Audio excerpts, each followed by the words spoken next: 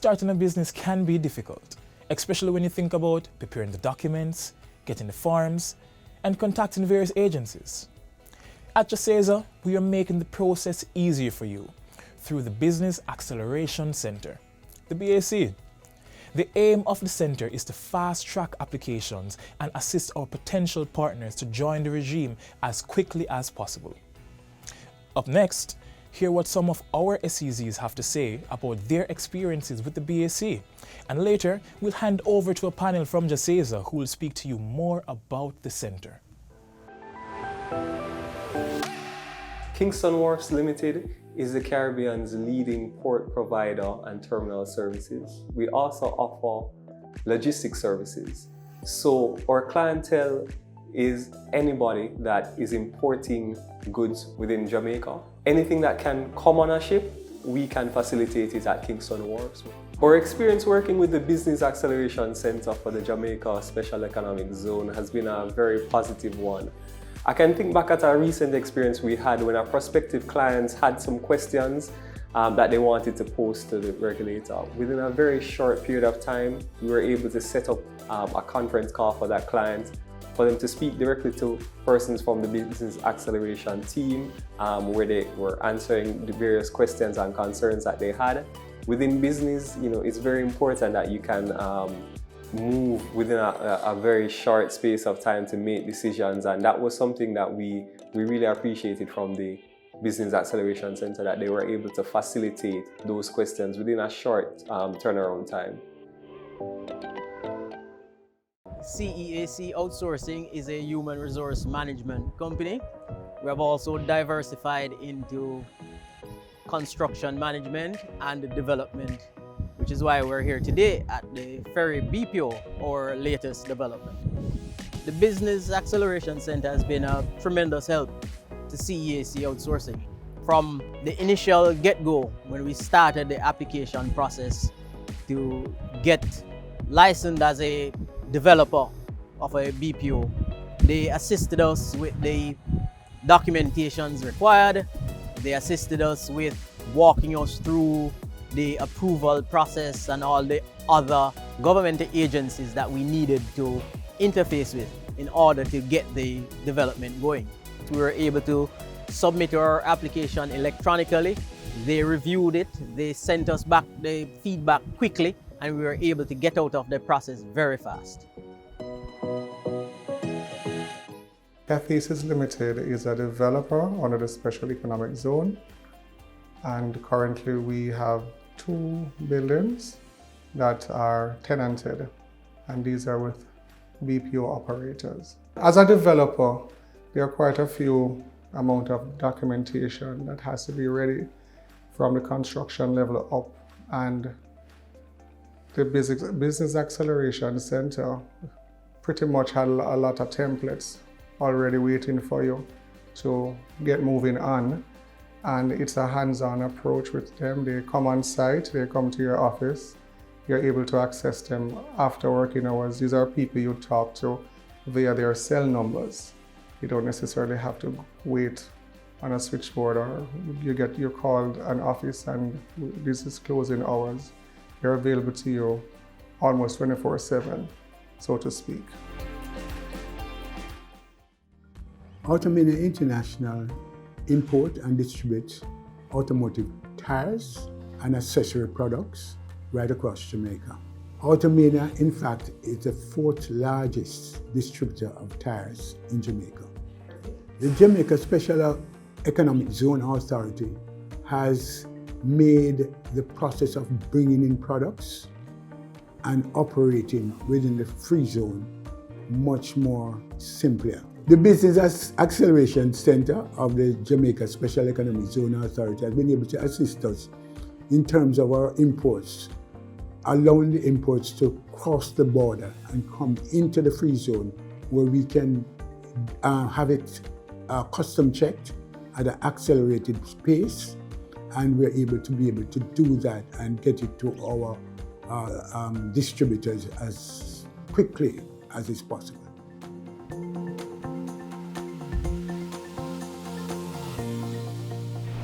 Greetings. Welcome to a panel discussion hosted by the Jamaica Special Economic Zone Authority. This session is entitled SEZ Resilience and the Business Acceleration Center. We hope to inform our potential and existing clients on how we can help you at the Business Acceleration Center and the authority to operate at maximum potential and ensure that your business grows within this economy. My name is Angeline Gooden and I will be your host for this session. I now welcome our panelists to introduce themselves. Hi, my name is Krissan Meredith, urban planner within the Jamaica Special Economic Zone Authority. Hi, my name is Kevon Farquharson, Manager for Business Facilitation and Acceleration Services from the Business Partner and Support Service Unit. Hi, I am Novia Hines, urban planner with the authority. Good day, I am Jahnoy Leith, Manager of Policy and Regulations for the Jamaica Special Economic Zone Authority. In case you're wondering what the Business Acceleration Center is, it is a center embedded in law to ensure that the application process and that your life here within the SEZs is as successful and beneficial as possible. On the other hand, resilience is adapting in the face of adversity, as seen in the COVID-19 pandemic. So can you tell me a little bit more about the Business Acceleration Center and the Special Economic Zone? Sure. The Special Economic Zone regime was developed for multiple reasons. It was developed to facilitate global economic changes, trade agreements and guidelines provided by international organizations such as the WTO and the OECD Mandatory Disclosure Rule. The regime was also developed as a new model for the country to facilitate medium to large-scale investments. The BAC now, through its mandate, the BAC was developed. The center is designed to provide support services from government agencies to our existing as well as new and potential clients. Now, the BAC operates at 3 stages: 1, the application stage; 2, operational stage; and what we call our aftercare stage, where you receive services which assist in renewal of your SEZ operating certificate, as well as other permits such as your Jamaica Fire Brigade permit, and also to ensure that site visits are conducted in time to ensure that you remain SEZ compliant. Now, a primary focus of the BAC is to provide procurement services for permits, as mentioned earlier, and essential services in an expedited manner for our SEZ clients. The role essentially allows for ease of business within the regime. This is achieved through our agreements with the MDAs. Currently, there is approximately 6 or more agreements in place. Importantly, you have the MOU, you have the agreement between TAJ, Jamaica Customs, PICA, eGov coming on board shortly, quite a few. And as you'd realize, these agencies, they help to enable ease of doing business in Jamaica. So if an investor from whichever international, for an international investor who looks to come in to start business in Jamaica, we have the support of the Passport and Immigration Office to ensure that the officers that they look to send to Jamaica can access the country easily. So we help to assist in the process of getting work permits, temporary and visiting visas for expats to come in and carry out the SEZ services that they might require at any stage of the process.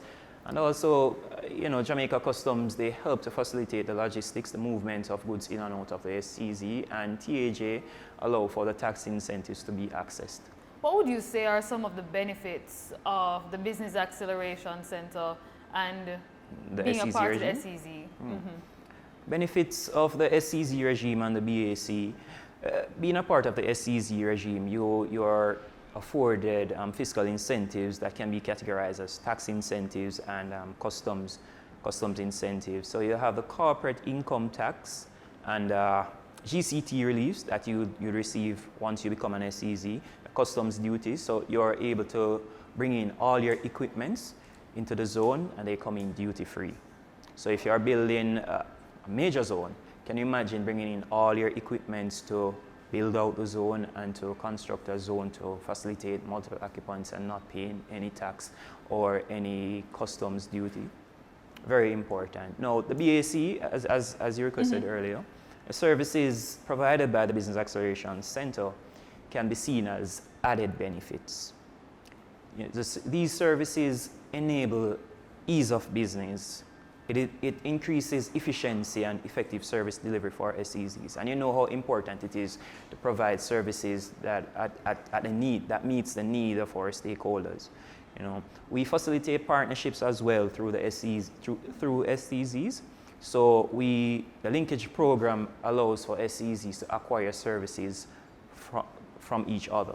So if a SEZ is doing manufacturing and processing, we provide linkages services between another SEZ that would be doing packaging and distribution. So readily you can see how the services coincide. We also assist the development of proposed SEZs from the point of inception to an operational business. So you come with an idea and we help you to build that out. Okay, thank you. I want to speak a little bit more about success criteria. Okay. Would you like to comment on that, and then we'll go throughout each panelist? Sure. So I'll go first, and I'll go to the technical service unit. So a general success criteria for SEZ. SEZs should meet the various regulatory requirements. And for this to be achieved, each entity ought to have all the required permits and infrastructure requirements to ensure that safety is achieved first and maintained to mitigate any potential risk. The authority, through the Business Acceleration Center and the partnerships as mentioned, facilitates expedited services to acquire the relevant permits. The Technical Services and Infrastructure Unit, our mandate is essentially to review and ensure in the review and evaluation and approval of SEZ development plans from any master concessionaire, sub-concessionaires, as well as we do handle the packaging of projects, as well as looking at the SEZ lands that are vested in the authority. Now, our unit is essentially tasked with ensuring that our SEZs are resilient. That's very important to us from a technical and a developmental point. We want to ensure that the environment is okay. We want to ensure economic stability and growth. We want to ensure socio-cultural sustainability as well. So we review all technical documents that come into the authority.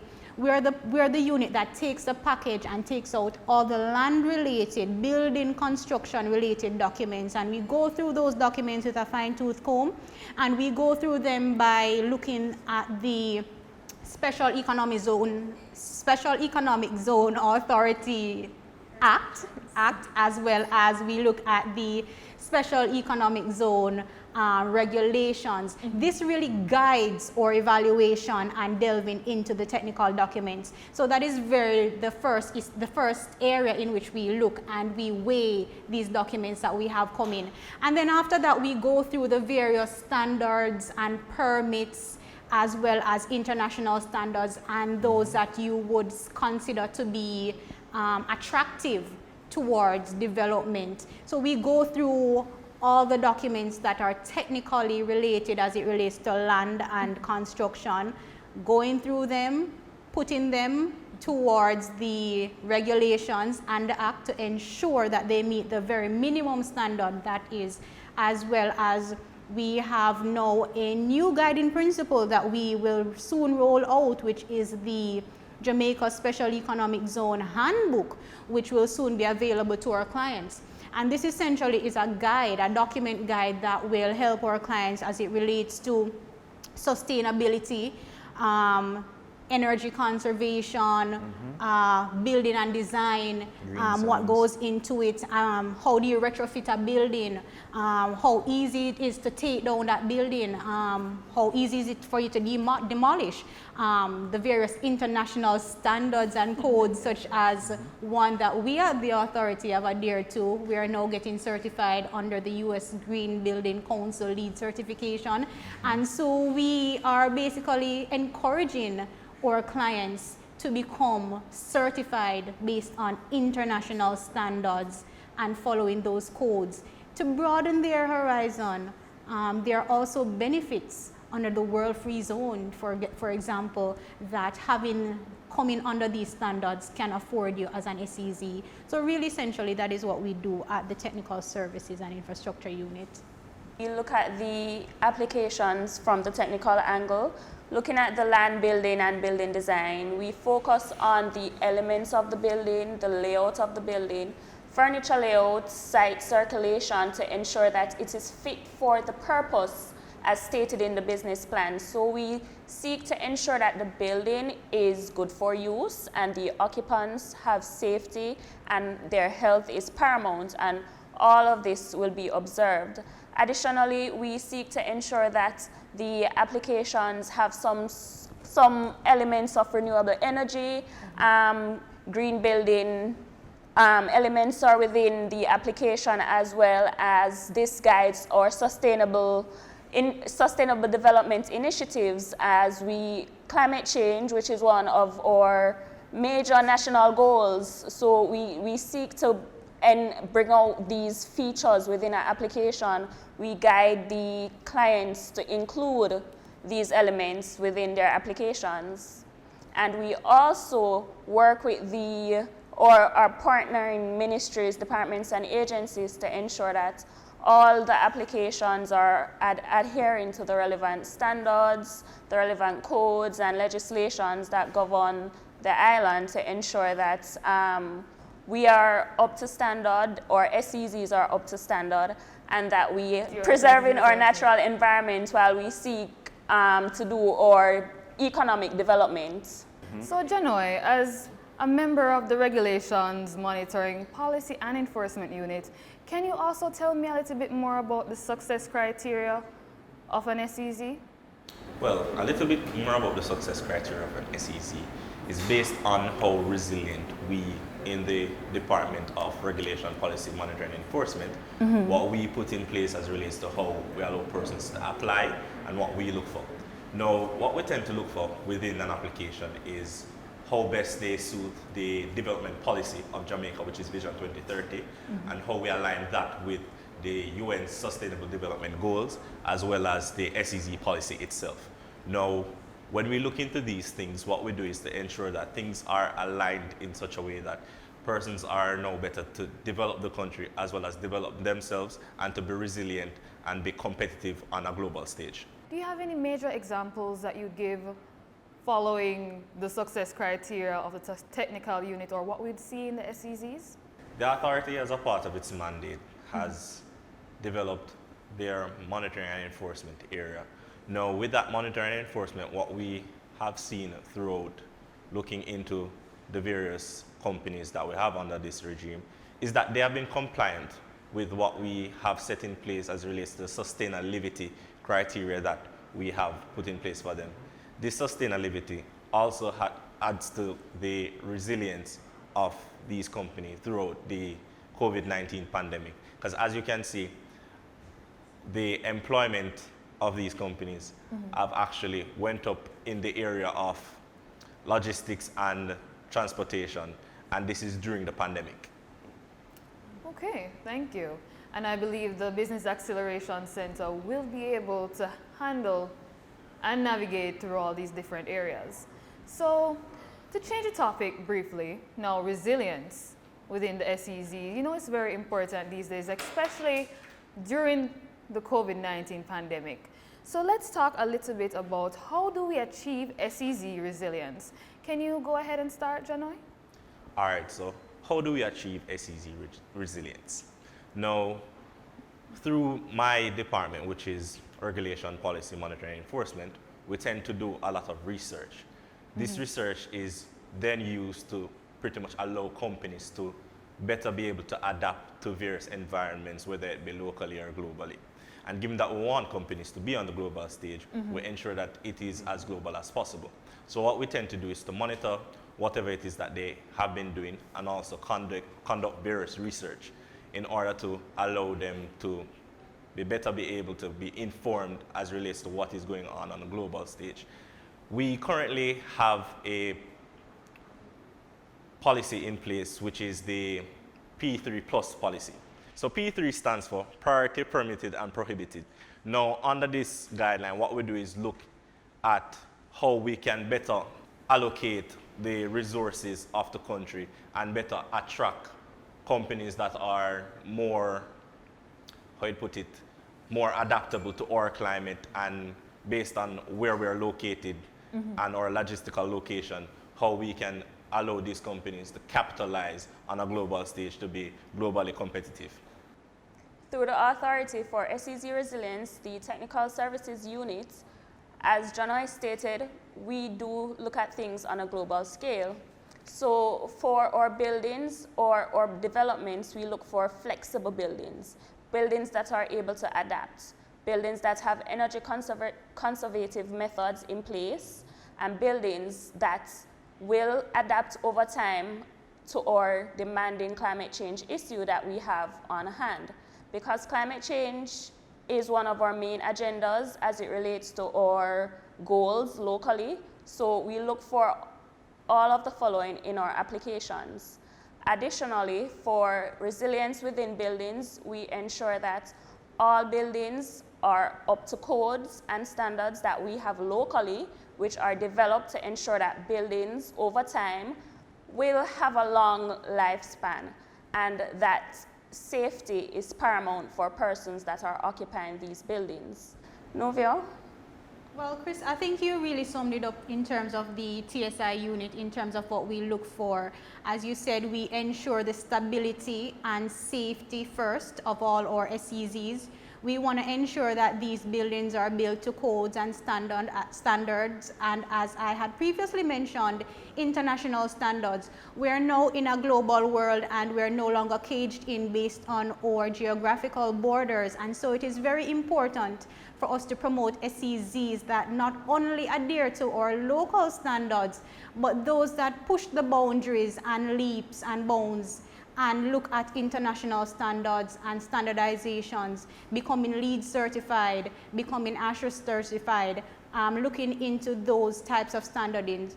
Now, these standards, international standards, also have economic benefits added towards them. So for our SEZs, as we say, we want them to be resilient, we want them to adhere to these international standards, that they can also enjoy and reap various economic benefits from on a global level. So we're not just encouraging them to meet our local standards, but we're also encouraging them to expand their reach and expand themselves on a global scale and reap the benefits that there are to these standards internationally.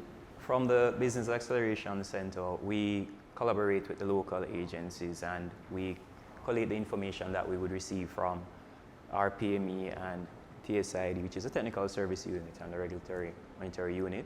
That information is then provided to the SEZs, giving them, a proper understanding of the things that they need to meet from as early as the application stage. So SEZs will receive the application kit. The application kit normally consists of the guidelines and the templates, along with information as to how to access the services from the authority. These services will help to ensure that the application is submitted on time and is submitted in a fulsome manner for the units to conduct a review.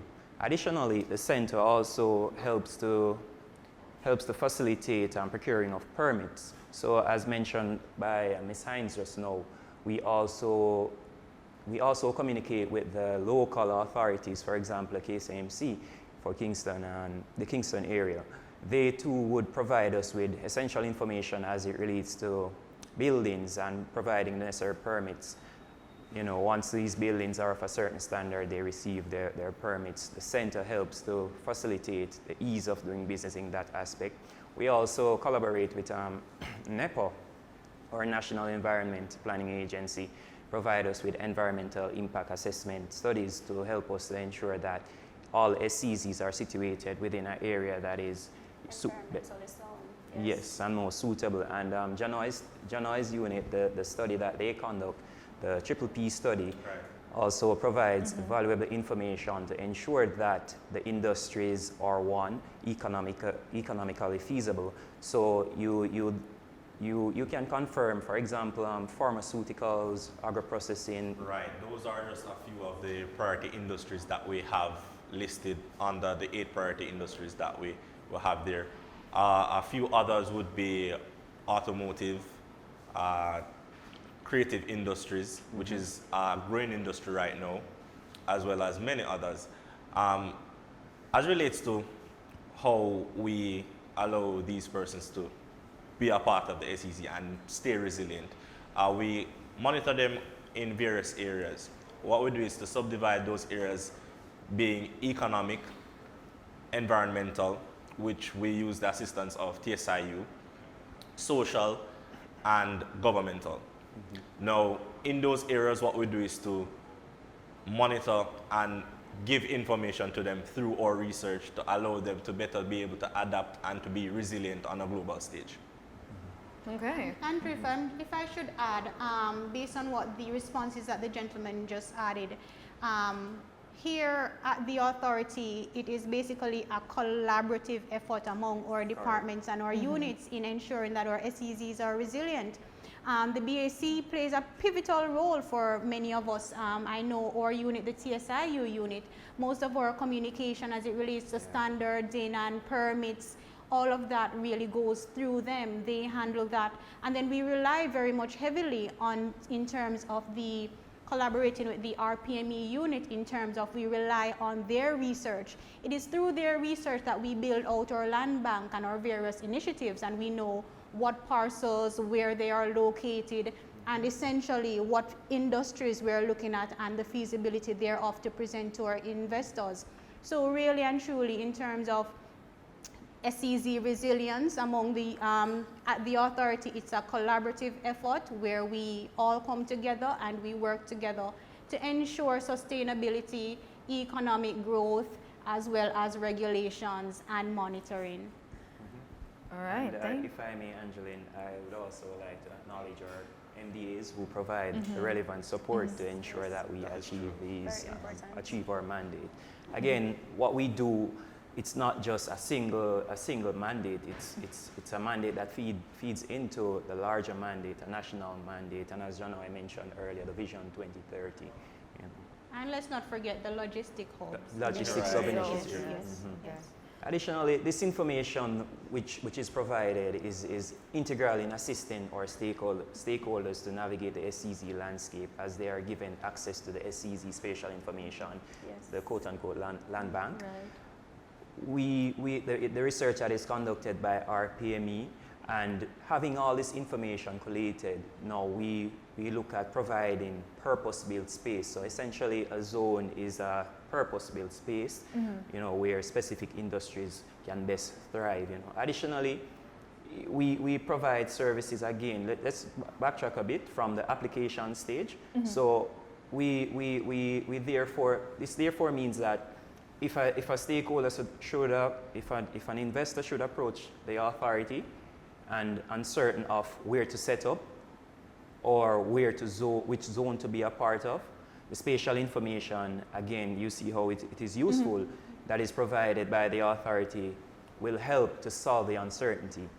Additionally, go ahead. And that also leads into something that I would like to mention, which is clustering, where the RPME unit as well as the TSI unit is working in collaboration to pretty much develop an efficient way of having companies located in areas where they are better able to receive forward and backward linkages. So for example, if it's a case where we found a company from the priority industry of agro-processing, what we'll do is ensure that we put them in an area that is close to their farms or whatever it is, farming community, close cold storage, for them to get the raw materials that they need. And if it's a case where they have anything, for example, a company that we have which is B&D Trawling, who has fish waste that can also be used to recycle into renewable, biodegradable materials, we can then create some form of linkage for them to actually pass that on to any new or innovative company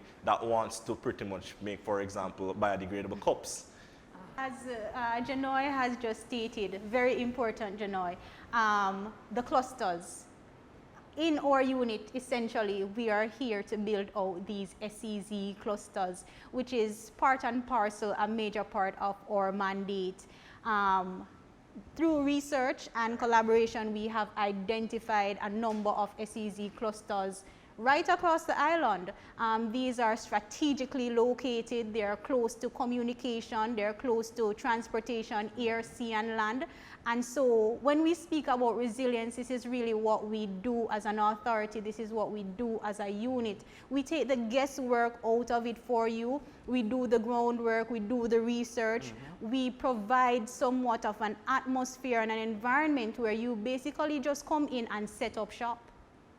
And I appreciate the discussion because it definitely tells us a little bit more about the authority. So could we just briefly speak about the application process itself? The team provides general application information to ensure that the SEZ applications are eligible for a review to be conducted. The team provides templates, guidelines, as well as facilitate meetings which general information on the SEZ regime is shared. Now, the BAC guides the applicant through the entire application process while ensuring that prompt response and communications are provided and allow for feedback or questions to be asked or any form of clarification that is required throughout the application process. Important to note, the application process is seen as an introductory stage to SEZ resilience as at this point, the relevant business documents, such as a detailed business plan, and a detailed business plan would definitely include your business continuity plan, your risk management plan, all of these things that are looked at by the technical service unit and the regulatory monitoring unit. Novia, go ahead and share a bit about your review or your process. Sure. The TSI unit, we ensure the review and evaluation of our applicants from a technical standpoint. And when we're looking at technical documents, we're looking at your leases, your master plans, your conceptual designs, your layout, the structural plans, everything that relates to the land as well as the building. We are going through all those documents and we're looking for areas such as sustainability, we're looking at feasibility. We're not only looking at that, we're looking also at socio-cultural cohesion and cohesion into the natural environment. We're also looking into the impact that this development will have on the society in terms of its economy, in terms of its social and economic aspects as well. So the TSI unit, we basically go through all your technical documents and we ensure that you have adhered to the various standards that there are out there. We're not a standarding body, but we ensure that you have the necessary standards, permits, and codes in place to ensure that you are definitely permitted to continue with your construction and your development. And we take it another step further to ensure that the development is also feasible, as well as it is also beneficial for not only the country, but the space in which it is being proposed. And as I said, that is what we do from a technical standpoint. And then that goes through and it feeds through the other units who then give their evaluation. And then we all collaboratively as an authority come together and we discuss these reviews. We do not do them in isolation. The technical services, we do our review. And after the reviews are completed, we come together and each unit discuss the various areas based on their specialities. And so that is how we go through our application process. Before we begin the application process, a prospective client can approach the authority with their business idea or their plans, and we will guide them through the steps. We will bring it up to a point of acceptability to where this is now an application for them to make their submission. And once they make that submission, then we go through the processing and the evaluation that Novia spoke on earlier. And during this processing and evaluation, the 4 evaluating units will come to a determination for approval, and once given approval, then they're an SEZ and they're ready to operate. Well, they're not technically an SEZ just yet. The shortened version, the shortened yes. version, not just yet, but that's where the process begins. And I believe Krissan touched on a very important point, which is the stage before you become an application. That is known as the expression of interest stage of the process. Now, an investor can simply approach your authority with just a business idea. And as I say, we have a wealth of information in-house which can help them develop that idea into an operational business, and throughout the period we provide services, to ensure that all the requirements all the requirements for the application, all the requirements for the applications are met, and we submit the application, and we provide technical review services as well. So it's the assessment of the initial submission or the initial plan that they come to the table with. You can also just come to the authority with your land, and we can use what's best suited for the area. Yeah. Okay, so based on my understanding, we can just go to JSEZA.com for additional information on the application process. That's right. And how we can access these complementary services of the site visits or the business plan checks. Correct. So let's talk a little bit more about being resilient as an SEZ. All right, so as it relates to the benefits of being resilient as an SEZ, that in itself will allow you to be more competitive on a global stage. Now, being resilient as an SEZ is not just about going through various economic or social shocks or even environmental shocks, but also not only surviving but thriving and developing your company. And under the SEZ regime, this is what we aim to do. So what we want to do is to allow companies to develop themselves in innovative ways in order for them not just to survive but to thrive. Otherwise, from that, we have the ports, which is KFTL and KWL, who also what we did was enable those port workers to be added to the essential workers list. Because as you know, we have to continue logistics given that we are the logistics center of the Caribbean based on our location. So those kind of things that we, as the authority, what we have done under the SEZ regime is to not just get companies to be able to survive, but help them to develop themselves as a company and the workers that they have. Do you have any comments, Kevon, on the benefits of being resilient as an SEZ? Yes, Jahnoy touched on some very important points, but SEZ resilience or general business resilience is extremely important. It is important to a business because without it, few businesses are likely to be able to recover from unexpected disturbance of the market, unexpected disruptions, or to adapt enough to experience any form of growth during a pandemic or any disaster.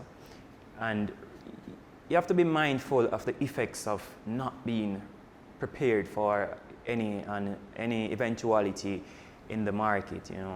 A SEZ that is considered to be resilient will be able to, one, anticipate risk, and they'll have the ability to respond faster. They'll also be able to mitigate against these risks, and you'll find that the SEZ is more flexible and better prepared to carry out business during a disaster or a pandemic as we are in now. And Jahnoy had attest to it. You have some SEZs that would seen significant growth during the pandemic, and some of these SEZs are so strategically aligned that the pandemic actually brought some benefits to their organization, while on the other hand, some may be affected significantly. But what we do as an authority is that we liaise with our government. And in liaising with the government, we bring the information that we have in-house and the research that we conduct. We identify best practices, and the best practices that we identify, we provide them as recommendation to the government on how best to provide or develop regulations for the SEZs to better function during the pandemic. So as Jahnoy mentioned again, you have You have some of the SEZs that their workers are considered to be essential workers.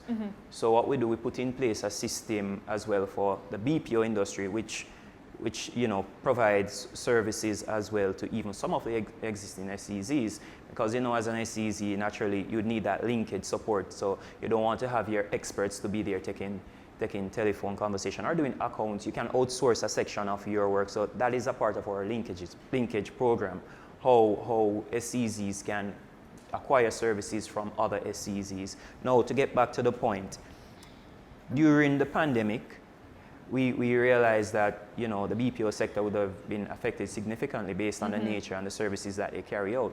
In dialogue with the BPIAJ as well as the government, we would have realized that we can put in place a framework or a system that can assure business continuity during the pandemic, and one of which would have been to get their employees characterized as essential, and they'd receive a letter that they can use when traversing when commuting to and from. Also, we'd have gone a bit further from the Business Acceleration Center to actually allowing temporary work from home to facilitate social distancing and all the COVID-19 guidelines. Go ahead. In your explanation of some of the benefits of being an SEZ, of being resilient as an SEZ, could you tell me some more of the benefits of being a resilient SEZ and the benefits on the economy? Well, that's a good question. Now, as you can imagine, the economy consists of businesses and consumers primarily. So you have SEZs within the economy. They provide goods and services. Now, the inability to produce efficiently and effectively to supply based on the demand that is the inability to provide for the demand at present would cause a shortage, and that shortage will then now be transferred onto the consumers. Additionally, the economy is no longer just a local economy. As Jahnoy mentioned earlier, it's an Novia. We are a part of the international scene now. But if I should remind you, Kevon, if you'd allow me to, Go ahead. I think we have noticed at the authority that through the pandemic, a few of our SEZs have literally changed their use of their activities, and so we allow that flexibility. If you would expound a little bit more, that's your specialty. So even though it's a purpose-built space, what we do, we categorize based on industry. For an SEZ that is in warehouse and distribution, normally provide a particular item. Now, during the pandemic, they realized that there's a need for medical or PPE products. Then they can write to the authority if they are not already approved for the distribution of the item that is of need for the medical, correct? Then they can just contact the authority, inform us of the changes that they would like to implement, and we, as a team, we do an evaluation, conduct or site visit to ensure that the environment is indeed fit to store and distribute the items. This process is very short, really, perhaps. And if I might add, very essential though, we should somehow give ourselves a little pat on the back, because I think we have kept a lot of businesses open during the pandemic because of that, with that flexibility. Yes. So we have contributed to the resilience of many businesses through this pandemic. We have found that to come out, as Kevon has built out on the point to say that we have literally, through our regime, we have ensured resilience for a number of companies out there. Their doors are open, their employees are still employed as a result. And to add to that, as you mentioned, as relates to employment, from an economic standpoint, as you can see globally, we have a decline in employment. We, as the authority, what we have done based on how we have reviewed the applicants who want to become a part of the SEZs and monitor those applicants and give them information as to how they can better develop themselves. As you can see, based on our record, those SEZs or SEZs are still having a high level of employment. With this high level of employment, persons now are still able to afford some standard of living or some benefits that having employment, and this in itself feed back to the economy and also keeps the economy from, as you can see, crashing. Yes. So based on what we have put into place, as Kevon had mentioned, the work from home policy.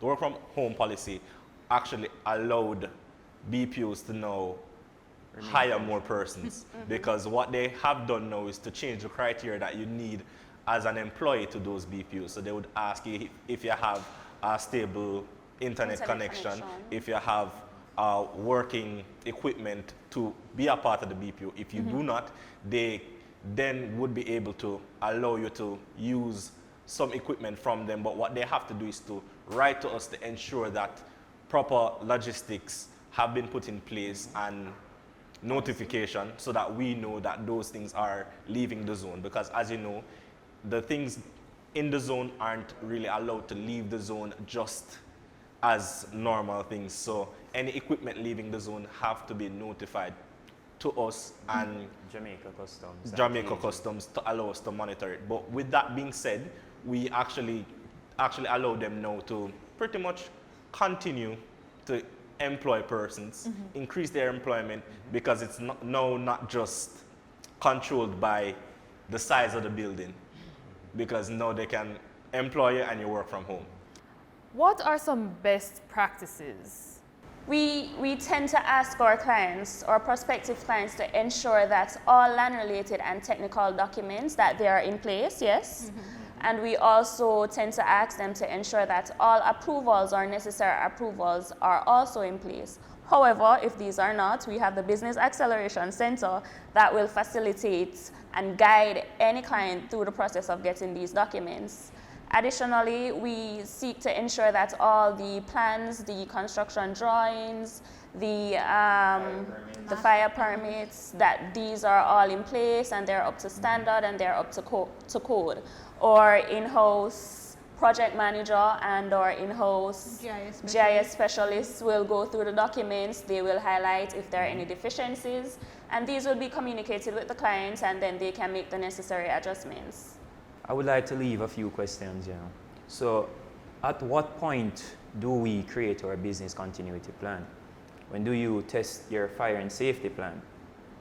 When do you start your backup and your backup operational site to store your information in a location that is not your current operational area, to ensure that, if you should have a natural disaster, then you actually have information elsewhere to continue your plan.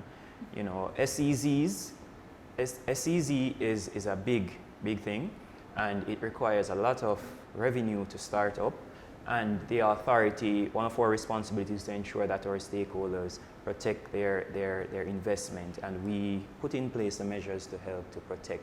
So I challenge each SEZ stakeholder, investor, to ensure that you play your part in ensure that you help you protect your investment. Submit the necessary documents that we request, because they'll only benefit you in the end. Thank you for joining us for this session.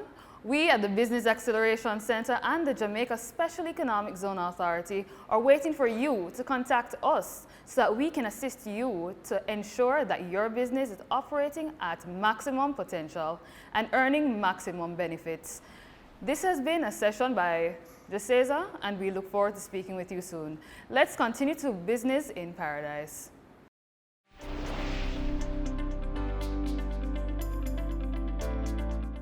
So B&D Trawling Limited is one of the pioneers of the Jamaican seafood industry. B&D Trawling in itself as a brand, as one of the oldest fishers in the business, have a track record that is wonderful out there in the world. Our name in China, in France, in the US is known as #1 quality. It's been a pleasure working with the Special Economic Zone and the Business Acceleration Center. They were great in helping us transition from free zone into Special Economic Zone. They helped the process remain smooth and flowing, and helped us remain and regain our fiscal incentives. The Business Facilitation Center helps us through our communication through the different agencies, mainly through customs, to help our products of our importation of our raw materials and exportation of our finished goods. So we appreciate the process and the assistance that we get from the unit. The Kingston Free Zone, as a subsidiary of the Port Authority, provide the public, we call them our clients, with warehousing and distribution spaces. So what the Kingston Free Zone does is provide an avenue for the business community to store, manufacture, or distribute. So for the Kingston Free Zone, working with the Business Acceleration Center since last year has been a sigh of relief.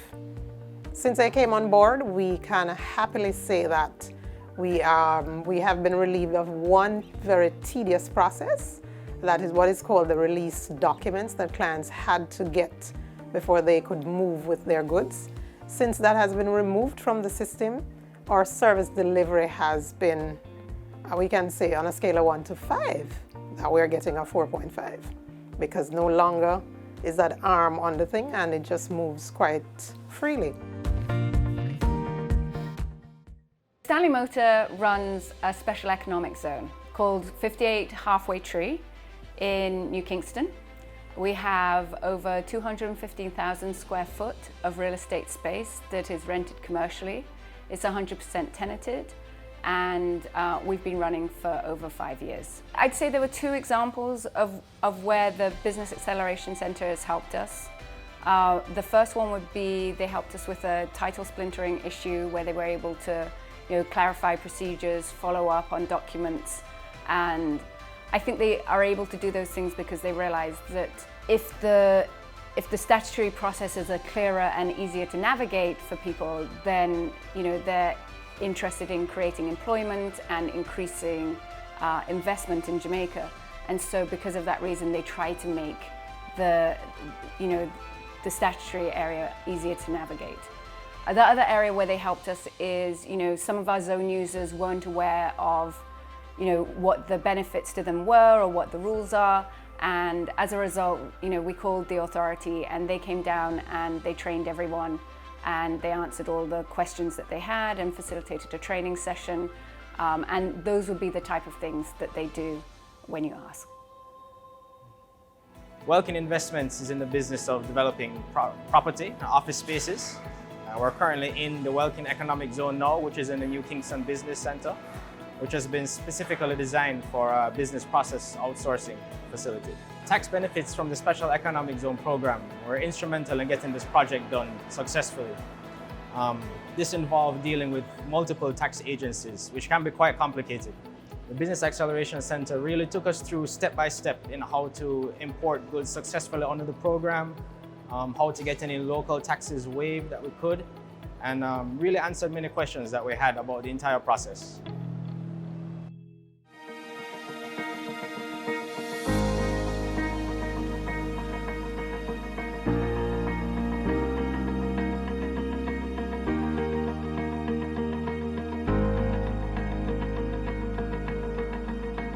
Well, our relationship is basically established in law, and TAJ provides support in terms of examining cases for registration to ensure that the due diligence is done, that they meet the requirements for registration. So we are frequently asked to give no objection reports on applicants who want to be a part of the SEZ. We will look at the entities that have applied to see if they have any domestic operations. So one of the requirements is that it must be basically a new startup. And so we'll do our due diligence. We will ask our team to go out and conduct interviews, examine books and records if necessary, just to make the determination that the operation that is on board for registration meets those requirements. One of the major undertaking is that we had worked with them initially in the whole process of onboarding persons from the Free Zone Act, and we also ensured that in working out their rules for registration and policies and processes for registration, that we assist as much as we could in terms of ensuring that on our side, we had in our SOPs the required processes to support that effort. We facilitate our online application. If you're coming from overseas, you would need to have a TRN, a tax registration number, and we facilitate starting of that process by allowing for persons to apply online. We also will provide information that they may need or require about our tax system if they so desire. We will also support, once they have been registered, question of getting tax clearance certificates, and that can be done online for them to import goods. If they need to be zero rated because of their operations and approval status, we also allow for that to be done online and to facilitate that type of application and processing. They will have a requirement to file an income tax return, and what we do is that we allow and facilitate persons to file online and pay online. It's actually an ongoing process, and we are currently improving on that. So we'll, for instance, be allowing now, or we are allowing now, persons to register for GCT online, and the application process is done online and the approval can be done online. And we are looking forward to have other online operations to support persons working remotely in these times.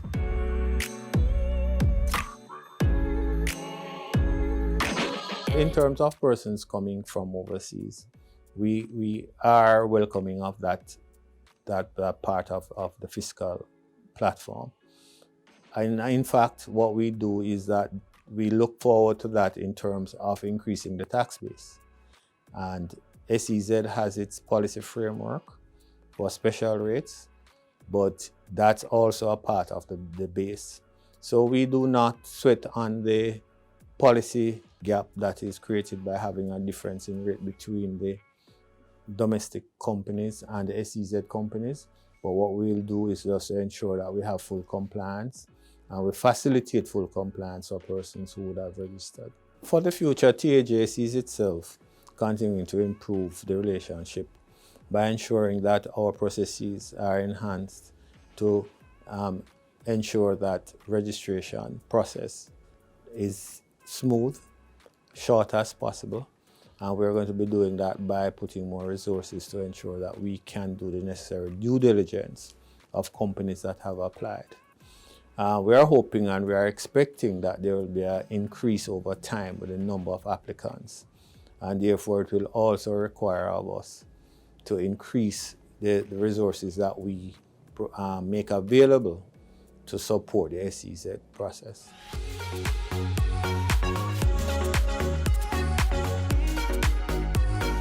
The virtual summit, I think, is a very good initiative. What it does is that it will allow the SEZ to move into what I would consider, phase 2. It has gone through its phases of starting up, onboarding persons who are to transition into that. And so it's a question now of expanding and to establish the whole question of zones and the number of persons operating in the zones. And I think that this is a good opportunity to broadcast to the world that we are open for business and that we are prepared to support persons coming in to be a part of the Jamaican economy.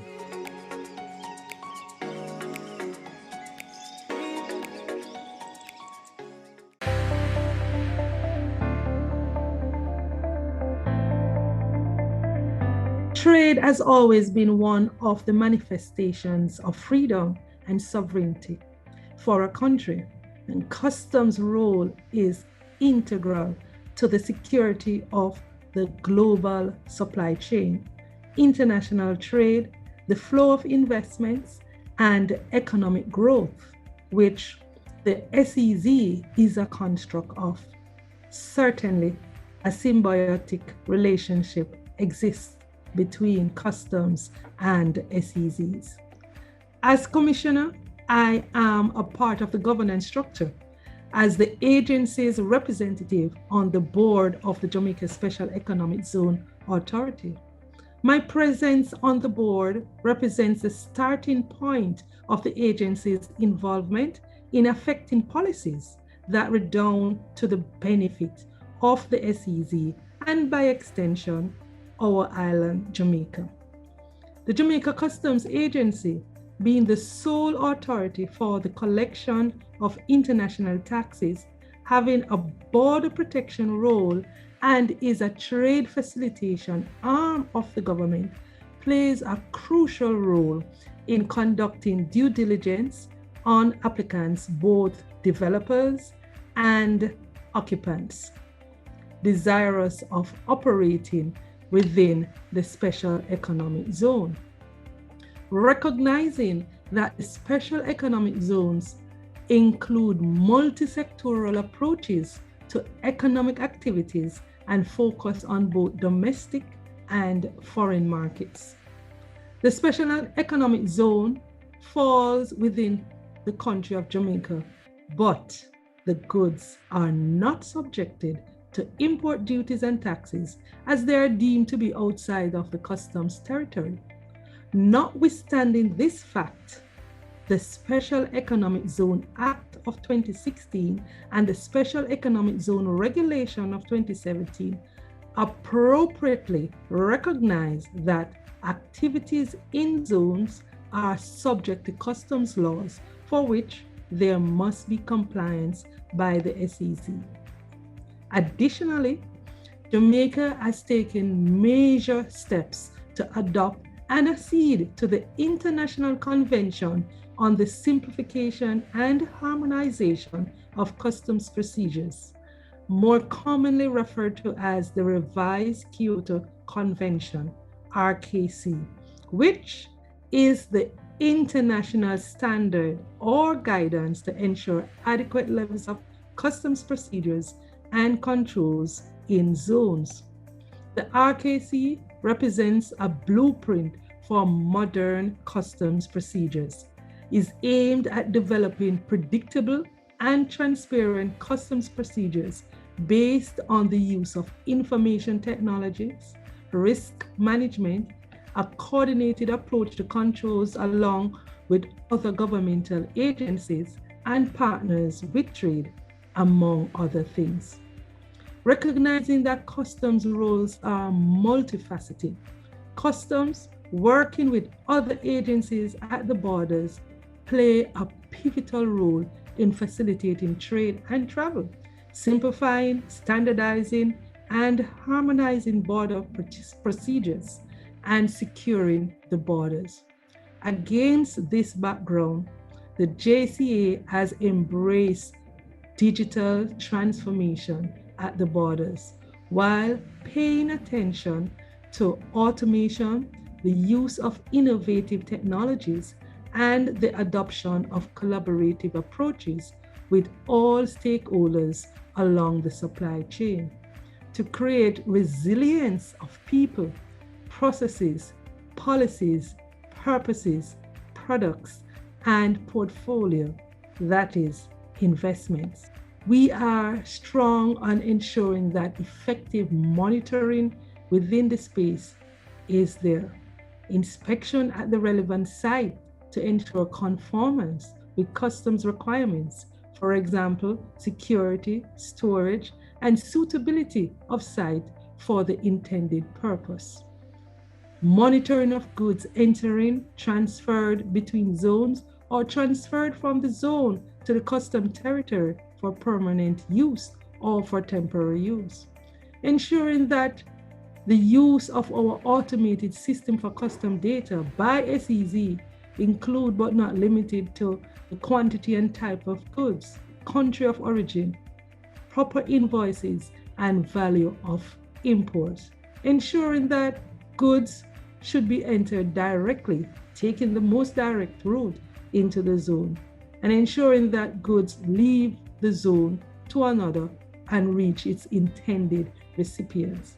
So just reiterating that customs' role in ensuring resilience of the SEZ is paramount in its monitoring and its inspection role, but also to ensure that there is a strong amount of facilitation within the construct of trade for our SEZs, and to make sure that there is a balance between the security imperatives. The benefits of the SEZs are indeed paramount.